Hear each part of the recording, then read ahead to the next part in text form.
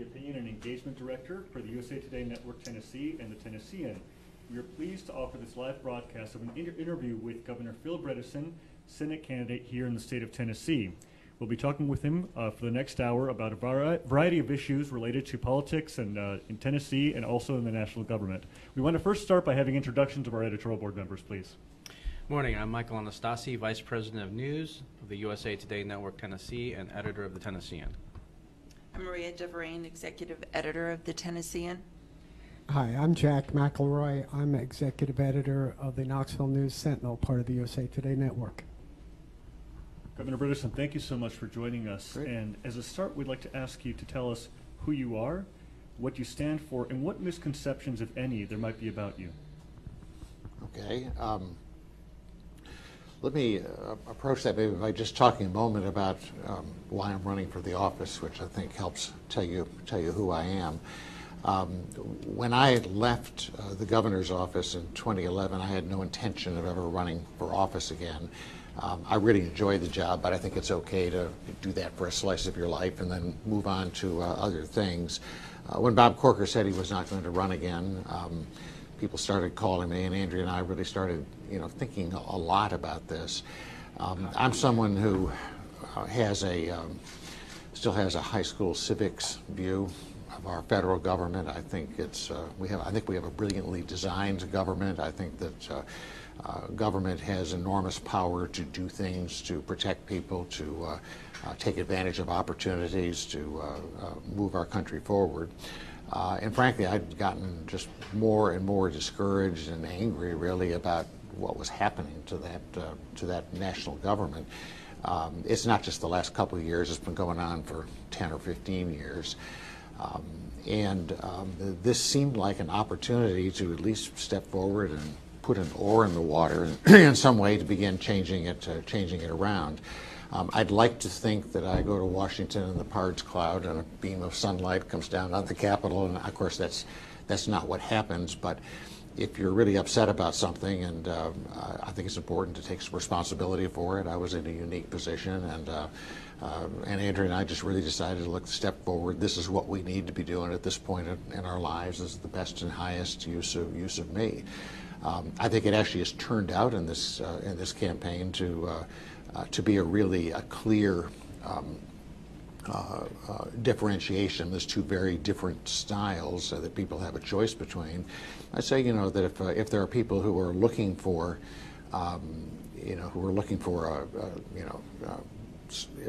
very, take no prisoners, strong views on every issue, no compromises. Let's just draw a line in the sand here and get it done. I'm not their candidate. They shouldn't vote for me. I think if people are looking for something which is more along the lines of let's just get some things done, let's make some compromises and so on, that's been my history through my time as governor and mayor, and I think it really is a very clean choice between two very different styles of government, two very different approaches to governing.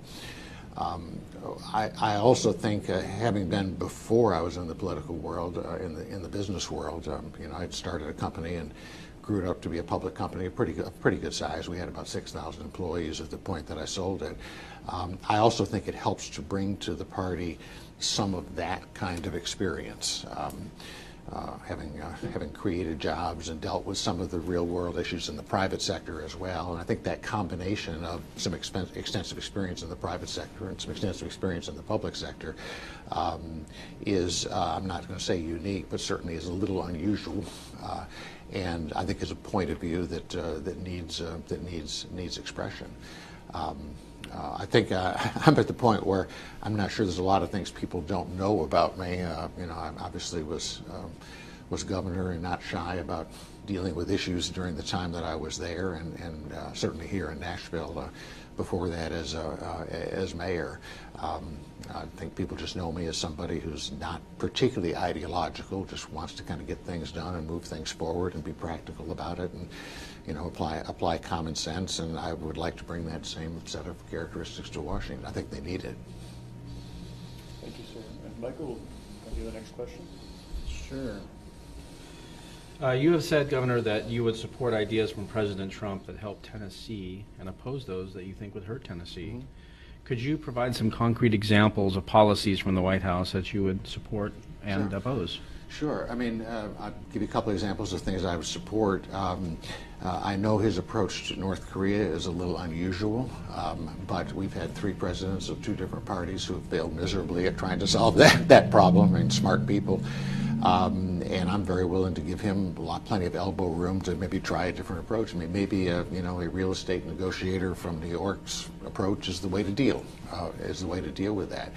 I think he's on the right track. I wouldn't always agree with some of the details, but I think he's certainly on the right track in terms of trying to pare back a bit, are becoming more and more a sort of regulatory state, and everything is tied up in paperwork and regulations. I don't want us to become like the EU, that is such a bureaucratic operation, and it's happening. I certainly saw it as governor all the time I was dealing with on Medicaid issues. Just things that ought to be easy to get done became very difficult and very time-consuming. You spend enormous amounts of money on the paperwork rather than the actualities. After I left office, I was for a while. I had not planned to do it, but I was a board member of a public company. I had not done that for 20 years, I think, at that point, and I was really struck at how it had changed. That there was much less time spent these days on just the business strategy of the business, and much more time on compliance issues and those kinds of things. And I think it's unfortunate. I mean, I think that it weakens our ability to compete. It weakens our ability to create jobs, and that there should be a better and more equitable place in that. That's something that President Trump has certainly talked about a lot. And I think it's perfectly possible to have clean water and clean air and honest companies without going as far overboard as we have. And policies that you would oppose? Oh, I'm sorry. You're right. One obvious one is the tariffs. I think they're awful. I think they're hurting Tennessee. I think they're killing jobs in Tennessee. I certainly acknowledge that there are trade issues. There always are. We certainly have them with China in terms of intellectual property and the difficulties, the soft sort of difficulties that are put in the way of American business doing business there. But I can't imagine why a tariff on Canada does anything about those kinds of issues. So I just much prefer a much more surgical approach. I mean, put the axe away and get a scalpel out, and let's just deal with these one on one. I'm really concerned about what this is going to do to the auto industry in the state. You don't have to even believe me. I mean, I've certainly listened to a bunch of both the assembly plants and the manufacturers of parts who are really worried about what this does to the automotive industry that we've spent so much time developing. I mean, it started with Lamar Alexander and what he did with Nissan, with General Motors, and has come up through since then. I think it would be a shame to take that 30 or 40 years of hard work and really damage it with these tariffs. And I think I'd say furthermore that I think that one of the reasons I think the automotive industry has been good for Tennessee is that a lot of those automotive suppliers are in smaller communities across Tennessee. You obviously can't put a 3,000 employee assembly plant in a small community, but you can a 150-member automotive supplier. If they're hurt and lose jobs, that really hurts parts of our state where it's difficult to develop those jobs and where there's a lot fewer opportunities to find a new one if you're laid off. So that would be one where I would disagree with them. So there's been a lot of forward movement this week with the Music Modernization Act, and I know equal pay for songwriters has been an important issue not only for Nashville but for the state. Can you talk a little bit about your views on that? Yeah, I think it's a good idea. It's been done on a bipartisan basis. I guess it's not been controversial at all. I saw the vote was, like something to 0 in the House, and by unanimous consent in the Senate. I certainly over the years have become aware of some of the difficulties that the music industry has faced just because of the antiquity of the arrangements and the contracts and so on. I think this is a very good idea, and to all the people who worked on it, I certainly, including my opponent, I certainly commend them. It's a good work. Governor, the opioid addiction problem has been a very daunting one. We got news recently that last year in Knoxville, people were dying of overdoses at just almost exactly one person a day in Knox and Anderson County, 364 deaths in 1 year. And the overdose rate is higher now in 2018. This week, the Senate passed the Opioid Crisis Response Act. Do you think that goes far enough? Are there other steps that could be taken to, on a national level, to address this serious problem? No, I don't think it goes far enough. And you know, I think this is something where the Congress has got to recognize, first of all, that it has an opioid problem. That it has done things in years past which have made it more difficult to contain this. Some 2.5 years ago, I guess it is now, there was a law passed that basically removed much of the ability of the DEA to intercept large shipments and those kinds of things. It's an issue in this campaign because the congressman, who's my opponent, was the person pushing that particular law forward. You know, I found as I've talked about this around the state, and I've had a number of roundtables and so on, that, you know, just starting with giving law enforcement their teeth back on this to particularly intercept these, you know, shipments of 1 million pills to some small community is a big step forward. That these pill mills are a significant part of the problem. I really want to focus on the prevention side of it in addition to the treatment side of it, because if someone becomes addicted, you know, it's so expensive and it's so difficult and it's so, you know, it's so dangerous to them and their families to, you know, to have these addictions, that to the extent to which you can cut it off on the front end, you're much better off. Again, I think law enforcement's got a real role to play in that, and I also think that, you know, really asking the physician community, the doctors, to step up and take some personal responsibility here. You know, not everyone needs these pills. Not everyone needs a prescription as large as they get, and so on. This might be an area where someone like the CDC could step in and kind of, for the first time in our country, you know, at least set some rough standards for who should be getting them under what circumstances, taking advantage of, you know, what we know medically about these kinds of things, which I think has helped serve as a guide to physicians. But I really think we've got to focus on trying to keep this from happening in the first place, and then obviously the treatment down the line is an issue. One thing I would say about the treatment is that there's getting to be a lot of evidence now that some of these outpatient treatments can be a lot less expensive and actually can be more effective in trying to treat people who are when they're embedded in the situation which helped create this in the first place. The reimbursement for those is not good, and that's something you could change, I think, to move more people into some of these outpatient treatments, and we can certainly afford to deal with a lot more people under those circumstances. If I could, Yeah, just please. while we're on this, and this clearly relates to the issue of health care in a broader sense, Right. and the future of the Affordable Care Act. Right. Could you speak to what you would pursue if elected to shore up this problem of providing health care to Americans? Sure. You know, I was not a fan, if you remember, at the time of the Affordable Care Act, and we can go into that and the reasons in detail if you want. But once it passed, my attitude was, look, we've been through the process. This is the law of the land. Now we need to make it work, and that's certainly the way I functioned as governor.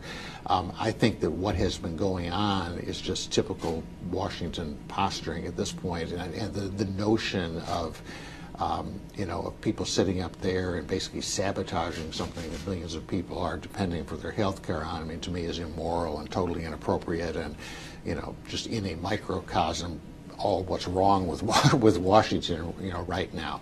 I think our own Lamar Alexander has a bill together with Patty Murray, his counterpart on that committee, to start out by just stabilizing the act. And there's some pretty straightforward things to do there. One of the difficulties, one of the big reasons for the price increases have been just an insurance company who's operating in this very uncertain environment, is not knowing what is going to, what the rules are going to be next year, has got to price that into the thing, and that drives the prices up. And what Senator Alexander's bill would do really is help to stabilize that. I don't think the Affordable Care Act is the long-term solution and so on, but while we talk about that, I think we need to, first of all, protect those people who in good faith have looked to the federal government in this program as the source of their health care. I don't think you treat people like they're treating these people who are on the Affordable Care Act now. Governor, some critics from President Trump to former Governor Dunn have said that you would be beholden to Minority Leader Chuck Schumer if you're elected as senator, given the seniority rules of the Senate. Would you please address that criticism? And you talked about your own independence. Tell us about that. Well, first of all, I would just say that I think they may have forgotten what I was like as governor, when I believe I was an equal opportunity offender of both national parties. If you remember, there were things like the Affordable Care Act we just discussed, things like the actions we had to take with TennCare, things like the workers' comp reforms we made that were anathema to the National Democratic Party, and I certainly heard about them. And on the other hand, there were things like pre-K that they liked. If you believe that what's happened in the past is a good guide to how you might act in the future, I think that that no one could possibly think that at this point in my life, with the options I've got, I'm going up there to become anybody's lapdog and be a regular Democratic vote for everything. I've never acted that way in the past, and I'm certainly not going to now. I mean, look, I'm not 45 years old and thinking about how do I get reelected 6 times, and maybe I can run for president and this kind of stuff. I'd like to change what's going on in Washington and offer people something different than what they're getting up there now, and that requires being independent. And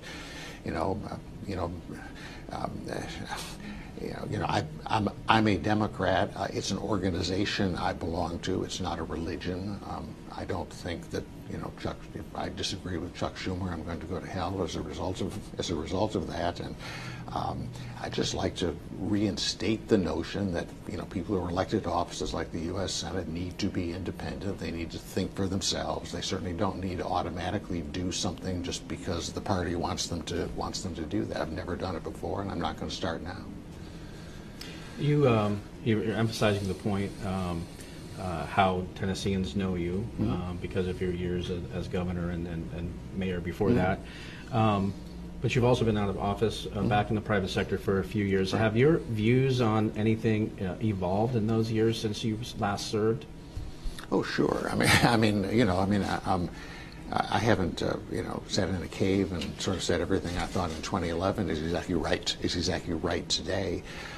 Certainly on health care, for example, things have moved forward. A lot of things have changed in the thing, and I guess my feelings about those have evolved in some ways. I've become much more aware of just sort of how dangerous the sort of lobbying efforts are in Washington to doing anything about health care. As I've seen that happen. It started with the Affordable Care Act when, it seemed increasingly true to me that in Washington the lobbyists always win. I saw it with the Affordable Care Act. I thought there was a lot of stuff that was in that because of the power of the lobbying community, and I think that the changes we make in the future have got to find some ways to get some insulation from that, of moving some of these detailed decisions out of the Congress and into the hands of people who've got more independence than they obviously have displayed, for example. Switching gears slightly, there are about 100 people a day moving into the Nashville, Middle Tennessee area, and transit has been a growing issue and a concern in our region for a while. I know Senator Corker supported introducing a gas tax to help build roadways and highways on a federal level. And when we talked with your opponent, she talked a little bit about the state fund getting drained in your administration. So could you address that a little and tell us? Is this the road fund? Yes. Yeah. And then if you could also address if you would support Senator Corker's idea or another idea that you have to improve transportation. Okay. Well, first of all, let me go to the gas tax. You know, that's I guess typical politics. But when I came in as governor, I had a really bad budget problem to deal with. Bill Bradley, who was the budget director at the time, and who had been budget director through DNR administrations and stuff, he told me at the time he thought this was the worst budget since the Great Depression in terms of what we had to do. Okay, what I ended up doing as practically my first act as governor is asking every department to take a 9% cut, except for K through 12 education, and we worked through the details of making that happen. Most people understood the rationale for that. Some of the beneficiaries, the road builders and so on of the road fund did not think you should invade that to do it. I was not going to continue building roads and lay off teachers over here. I was asking everybody to take advantage of the same thing. So we made those changes. We took the money out of it. We also did it out of things like state shared funds to cities, and that certainly hurt them. They were much more reasonable about the need for doing that, and then over time we restored that, so it was back to the same level again after, I don't remember, a couple 3 years, something like that. And I don't make any apologies for that. I mean, I had a very difficult situation. I didn't realize that, you know, in 2007, 2008, I'd have an even more difficult situation at that time. But I did what had to be done to make it, to make it work, and asked everybody, as I say, except for K through 12, to sacrifice to make it happen. And I think that was the way to do it. I'd do it again. And then, do you support Corker's idea for a gas tax? During the time I was governor, I don't know the details of the senator's idea.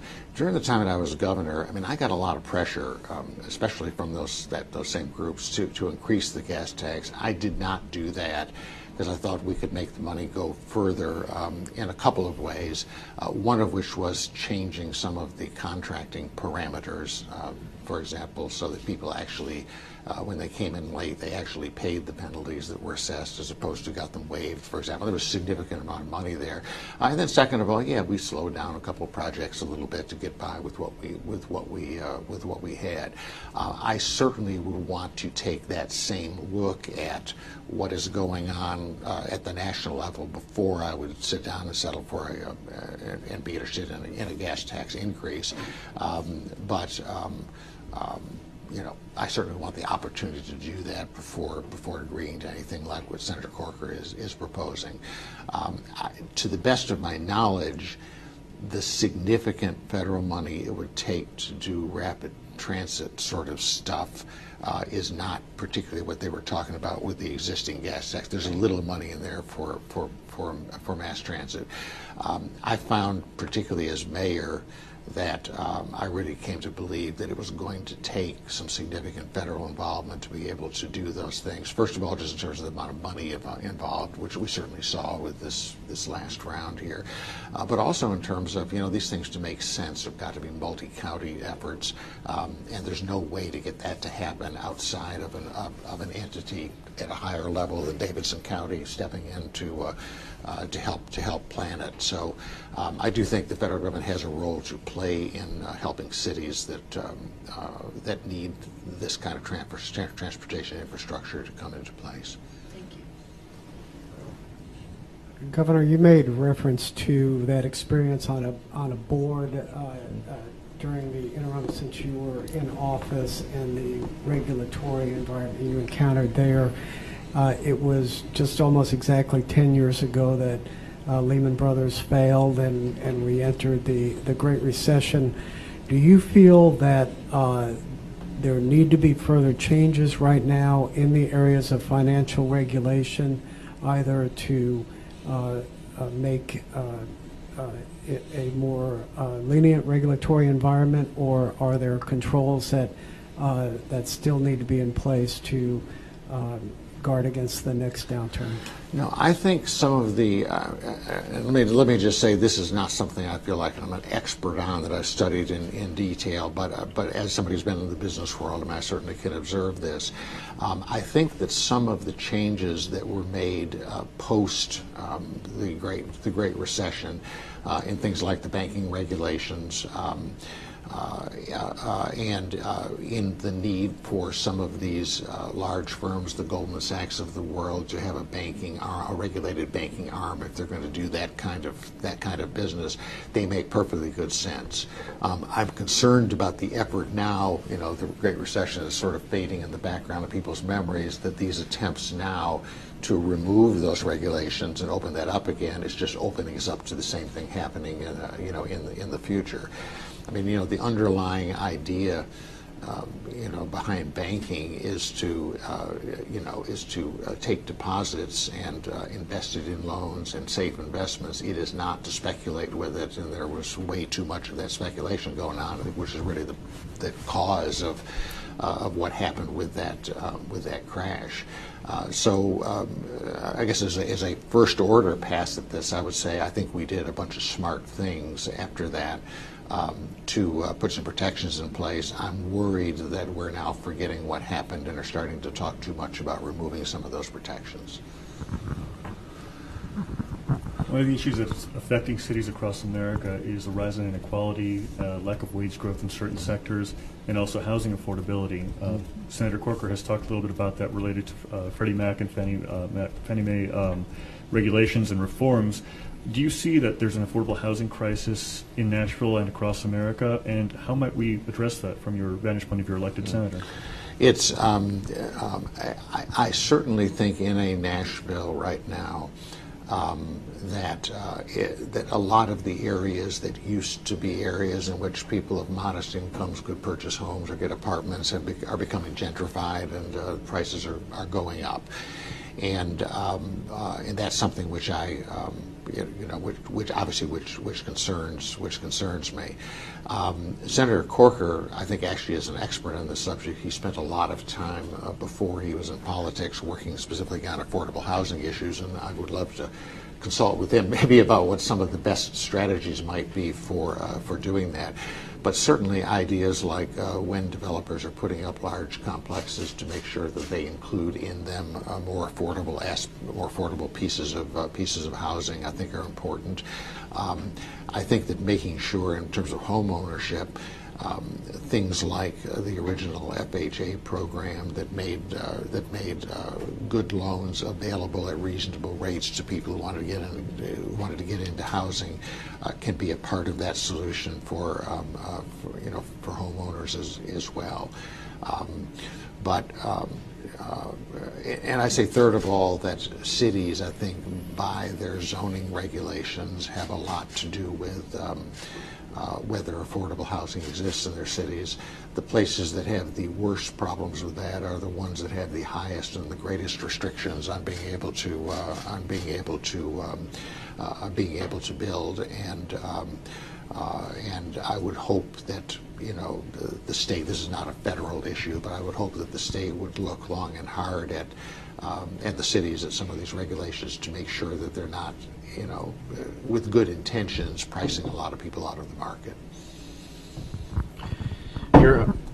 Your opponent has labeled China, Iran, Russia, and North Korea as a new axis of evil. What's your take on that? Do you agree with that or disagree? There aren't any of those countries who I admire their governments. I'm not sure they're coordinating as an axis of evil at the moment. I think Russia is a short-term danger to us. I think that for a host of reasons. China I see a little differently, where I think that could go either way. They either could become an enormous economic partner and beneficiary, or they could become an enemy. I've traveled to China quite a bit while I was governor. I have not been back since that. And one of the things that really struck me is that is that, China for most of the last couple of millennia has been the dominant economy in the world. They haven't been for the last couple hundred years. It was clear to me they had every intention of being the dominant economy in the world again.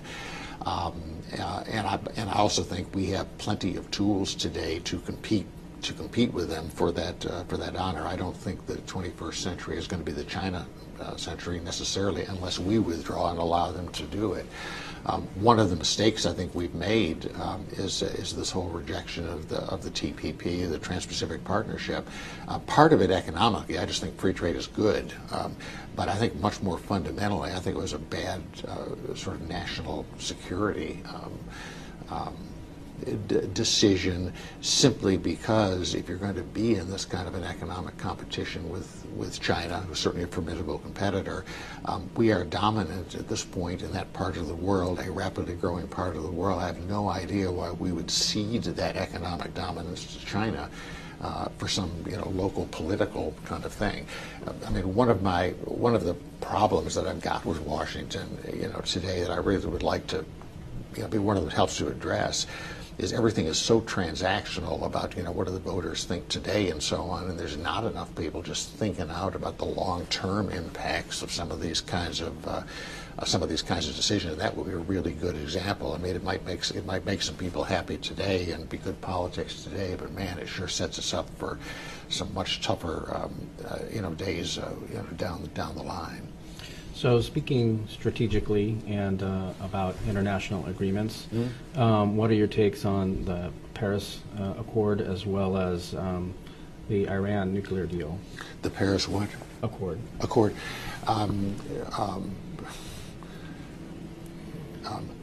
I think in terms of the Paris Accord, again, I don't claim to be an expert on the details of it. I do think the United States should begin taking some actions which attempt to cut down the carbon emissions and be a participant there. I think we have been asking people to do things without making other sacrifices ourselves. I mean, things like carbon taxes fall very heavily on people who are lower income, who care about what the tank of gas costs and so on. And I think that whatever we do ought to affect sort of everyone more equally than the stuff that I have heard about.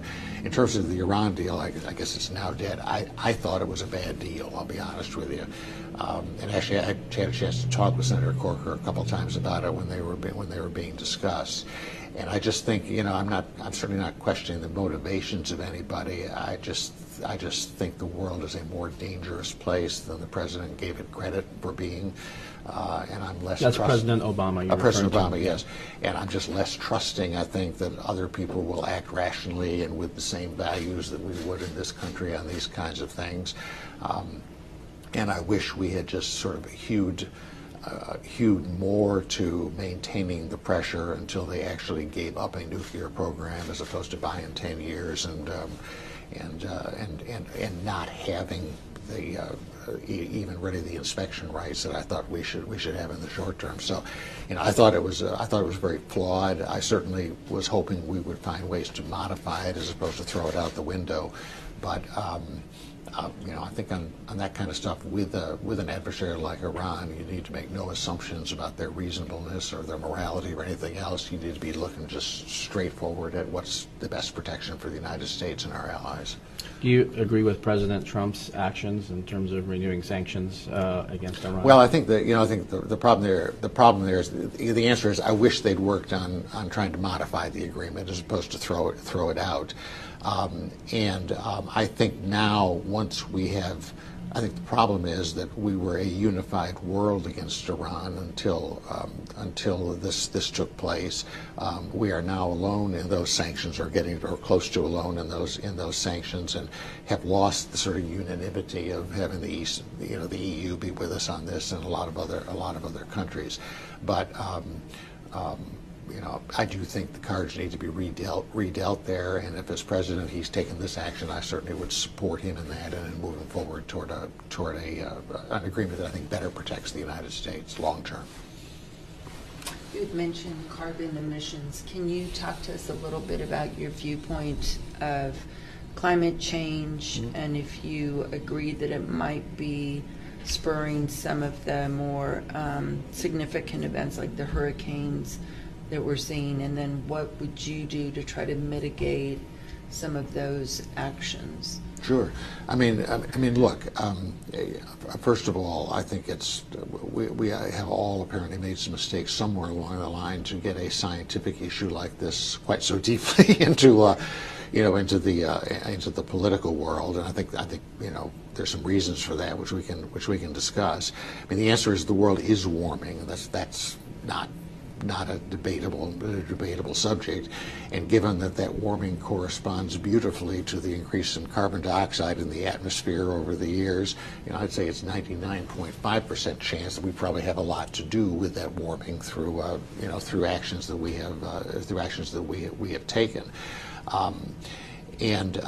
As to whether the hurricane season this year or something is a direct, I don't know that. If there's more energy in the atmosphere, which there is with warming, there probably will be more severe weather, but I certainly can't tie any specific thing to that. And I think, frankly, one of the mistakes we make in this on both sides of that issue is, every time there's a cold winter, everybody says, well, that's crazy, and every time there's a hurricane, somebody on the other side says, well, that's because of that. The world is warming. I think we're causing it. It is going to change things, and I think we should make attempts to reduce the amount of carbon that we're putting in the atmosphere, and to do it in concert with other countries. I mean, for us just to do it alone obviously makes no difference. I think that's a complex of issues. I certainly was involved both as governor and then subsequently with the issue of renewable energy, and I think that certainly is one of the ways in which you reduce the burning of coal, for example, as we burn a lot of in Tennessee for energy, and certainly encourage that. If you remember, when I was governor, I was promoting the location of some of these large facilities that serve the solar industry, the polysilicon plants here, and we actually got a couple of very large, $2 billion plus investments, coming out of that. The approach I took was, I don't care if you believe in global warming or not. Some people do, and we should have the jobs in Tennessee that result from that, and that actually has worked fairly well. And then obviously since I've left office, I've been an investor in a company that is active in that field as well, but on the basis of putting your money where your mouth is, I guess, on this subject. But I certainly think a focus on renewables, in addition to things like mileage requirements on cars and some of these things, are pretty easy things to do that will make a significant impact on the amount of carbon that's emitted. To just follow up a little bit on Maria's question, you made a reference earlier to carbon tax and how that could hurt the people who are maybe least positioned to deal with it. But there's also been proposals to tax carbon and refund the money back in some fashion, so that burning fossil fuels becomes more expensive, but other activities in the economy are encouraged. And at one time, Senator Corker actually was championing some version of a carbon tax. Is that something that you would be open to considering, or is that just you don't feel like that's a viable look, I'm step? open to considering most things. I certainly don't want to go into it. When you start putting together these elaborate bureaucratic mechanisms I've never liked programs that do a lot of means testing. For example, I think you can get to the same result without forcing people to, bring their W-2s down to some bureaucratic office and so on. And examples would be things like the FHA loan program we talked about earlier is in fact designed to help people at lower income levels, but it does it by making it available to everybody, but with limits on how much you can borrow that make some sense. So I think I'd prefer something that's not getting out a spreadsheet and figuring out how to move money around and all this kind of thing. But I'm open to issues. I certainly don't consider myself an expert on that subject. But I've always thought things were most secure, worked best when just sort of all of the natural incentives were aligned to make it happen, as opposed to this artificial overlay of we're going to take money from here and put it over here, and you fill out this form and so on. So to the extent to which you could construct something where it's a natural set of incentives, where the federal government sets the incentives in place, but is not an active participant in the process, that works better in my mind.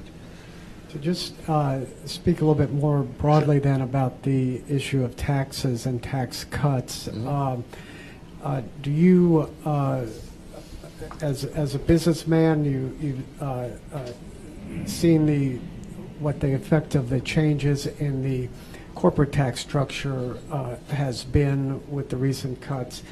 Do you feel like the tax cuts have been beneficial, and if so, are you concerned about the effect on the national debt and what might be done to either adjust revenues, cut spending, or whatever to address that?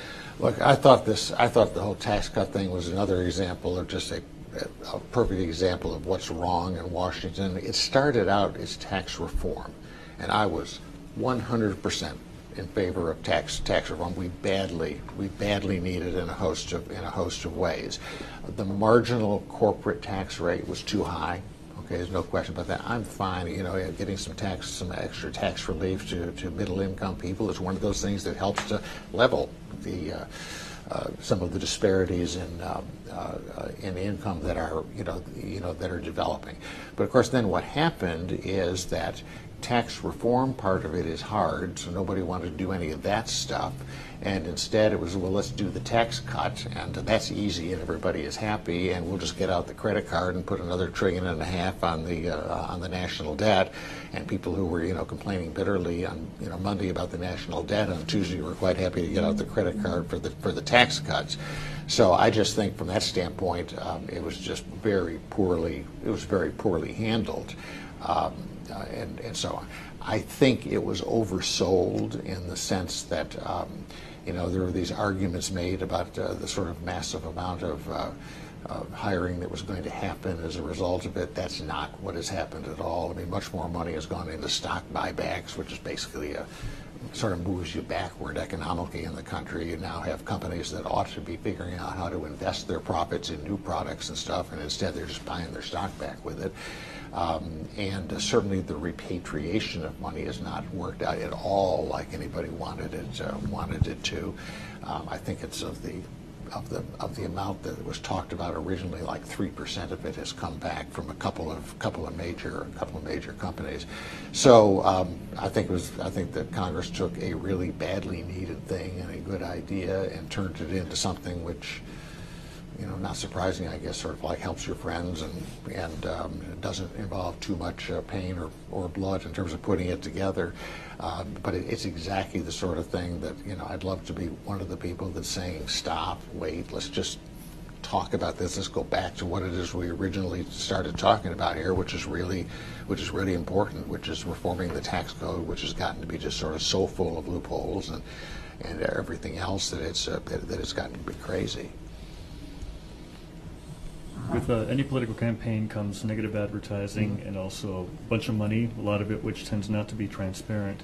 If you're elected senator, what would you do to address these issues regarding dark money, transparency, and also false claims that come out of campaigns? Well, I'd say a couple of things. I mean, this campaign for me is very different from any previous one because the dark money is now a feature of these campaigns in that way. I would love to see the ability of those parties to impact campaigns reduced. I think the most practical and more important thing you do in the short term is just don't make it dark anymore. I mean, have fairly stringent disclosure rules so at least somebody knows where the money is coming from to do these things, and they can't just get washed through various organizations and the like. I think that would improve it. I think that would improve that situation dramatically. As somebody who will be both the target of and the beneficiary of some of this, I'm not sure whether I worry more about my opponents or my friends in terms of what they will say or do. But we need to move this much more back to where individual people running for office are responsible for what is being said about them in their campaigns. In terms of, I mean, there's a question also there about negative advertising and truth and so on. I frankly think people like yourselves have some real obligation to sort through some of this kind of stuff, because I mean, you become a little more independent arbiter than me complaining about something a congressman's doing or she complaining about something I'm doing. And I also think there's a line you draw. I mean, I think comparing and contrasting two people in the campaigns, what campaigns are about, I don't think that's negative advertising. I mean, I've certainly criticized here today her actions as a member of Congress in defanging the DEA and so on. That's a comparison. But I'm certainly not in any way questioning her motives or her good name in this process. Nor do I think I'm telling lies about something that she has done. So I think the line is compare and contrast fine, and you guys keep it honest and stuff. But just going over into this smashing people over the head with things that aren't true. Or something like that is just kind of the Washington way, and we need to get beyond it. Returning to the discussion about taxes for a moment, here in Middle Tennessee, and in fact in many places of the country, we have virtually no unemployment, a very strong and growing economy. The stock market has been doing well. Could one argue that your points notwithstanding about the tax cuts, hey, they're part of an overall formula that the president has instituted, and the resulting economy is very strong? Yeah, I mean, the economy is very strong, and I think that the only thing about the tax cuts which has affected that directly has been the lowered corporate tax rate, and therefore the profits that have accrued to corporations as a result of it. The fact, however, that we did that with $1.5 trillion of new debt is problematical. I mean, if you borrow a lot of money any time and use it to buy service from corporate, they're going to make more money, and the stock market's going to go up. But that is not a long-term strategy for it. Certainly, unemployment is very low now. It was very high in 2007, in the middle of the recession. It has been on a steady decline through two different presidencies over that period of time. I think that's got more to do with just like the natural resilience of our economy to these kinds of things and the growth that has come with that than it does specifically to these tax cuts.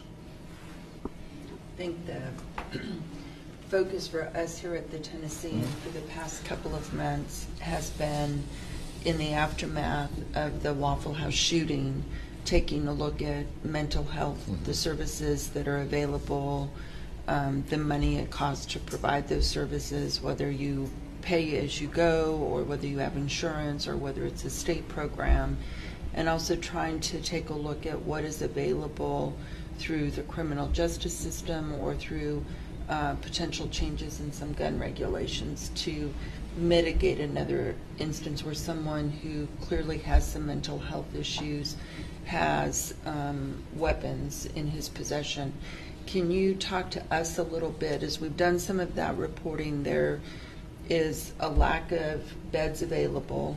There also is a lack of counselors and support in the public schools to try to provide some of that early intervention if it's necessary. Can you talk to us just in general what might be done? Yeah, it's obviously a large subject, and you've put a lot of things on the table there, but I'll say a couple of things. I have a particular interest in mental health and psychological counseling in the school systems. Because I think that there's a lot of children for whom identifying, there may either be organic issues with them, or they have difficulties in their family's life or in the outside world in some way, where some intervention and help early on can prevent a lot of stuff down the line. And that's something that actually the federal government, I think, has historically in the past been involved in that kind of stuff. Most of the money that it sends to Tennessee, for example, for the K through 12 system is designed to mitigate specific kinds of issues, disability issues, the Title I issues for disadvantaged children, and the like. I very much would like to see more done in that regard. I think it's the humane thing to do, and I think it's the best investment of those dollars we should make. To the issue of the shootings, one of the things that I think we could agree on across the board without, sort of getting into this enormous cultural fight about the Second Amendment and so on, is that first of all, you ought to close up the gun show loophole. I mean, there ought to be background checks for anybody purchasing a weapon in some definition like that. And that second of all, we ought to properly fund those background checks, which we're not doing. So a lot of them do not get done in a timely fashion, and therefore they're skipped because there's a provision in the law that if it's not done at a certain time, you go ahead. But third of all, to add to that process a way in which, and I think it should be judicially mediated, so it's not a bureaucrat doing this, where somebody who you can show has clearly got mental health issues or psychological issues that make them not the best person to possess weapons, could be prevented from doing that in a formal way that's got teeth. Not just you can't buy the weapons, but you really have to keep the weapons away from them. And in the school shootings, anyway, I mean, 2 of the last 3 were by people who clearly would have been identified in some way in this kind of a fashion. So I just look at that, rather than let's get in some big cultural discussion about whether guns are good for the country or not, there's some practical, down-to-earth things that we do just move forward that I really think would make a real difference in terms of cutting some of this back. But those 2 areas, getting a good deal more help into the school systems on mental health issues and tightening up some things that I think could be broadly agreed on by liberals and conservatives and everybody else, seem to me to be the places where you could push this issue forward the best in the coming years. Border security was a huge issue, of course, in the most recent presidential election. Internationally, issues of immigration are among the ones that are changing governments and concerning populations, and some of that may be related to globalization, some of it may be related to climate change, but it seems as though certainly the movement of populations, questions of immigration will continue to be very important for nations to address. How do you feel about what the administration is doing these days? Are there things you agree with, you disagree with, or how would you seek to address this issue if you're elected? Let me talk about immigration, but understanding that there's a bunch of very different issues that fall under that. First of all, I absolutely believe that we should control our borders. Okay, there's no question about that. And during the time that I was governor, I mean, we became one of the first, maybe the first state to send National Guard troops down to the Arizona border. I went down with them and watched everything they were doing to help to secure those borders. I have no problem with that. I don't think this wall idea is anything other than political theater. I think if you want to control the border, there are vastly less obtrusive and more effective ways of doing it with modern technology and so on. I think that's just political theater. But we should control our borders. There's no question about that. When you look at the categories of immigration, the one that stands out to me is something we ought to be able to move forward on, but both parties, I think, are messing that up, and that's the DACA, the children DACA. I've met a bunch of them during the course of the campaign. And you know, these are people, I mean, who in many cases were brought here before they could speak. I mean, it was like they speak English, they're American in every real sense. They got no more connection to Mexico or Guatemala or somewhere than I do. And just leaving young people in this limbo state, you know, at a time when you're trying to figure out how to move forward with your life and go to college or, you know, think about where you're going to do, you know, to leave them in this state, I mean, I just think that's immoral. We ought to just deal with that issue. And frankly, I think, you know, so much of the population agrees with that, that if both Democrats and Republicans could get out of this business of having to tie a bunch of other stuff to that and just deal with that as an individual issue, I think we'd get that solved very quickly in the short term. Obviously, a more difficult question is what you do with 10 or 11 or whatever the number you believe is of people who are who are here as undocumented, as illegal immigrants, as undocumented persons. We're obviously not going to ship them all back to the countries they came from, and in many cases, you know, these are people who, you know, we've allowed this to develop over a long period of time by turning a blind eye to it, and now we're trying to blame all the problems of the world on these immigrants. And I think recognizing that if someone is a bad actor, you ought to throw them out. And lots and lots and lots, and the vast majority of them are people who are settled into their communities, and they're, you know, they're effective, productive members of their communities, and we ought to recognize that and at least stabilize their, you know, their situation.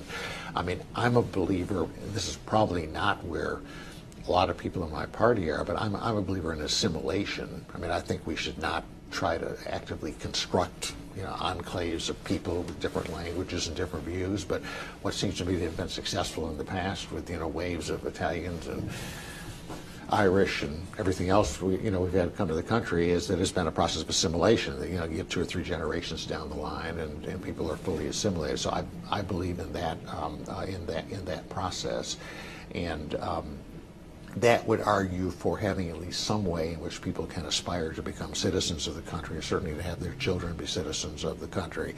You can see in the Middle East sort of the terrible things that happen when you just have this permanent immigrants, refugee, not citizens population, and that's a huge part of the problem in Lebanon today.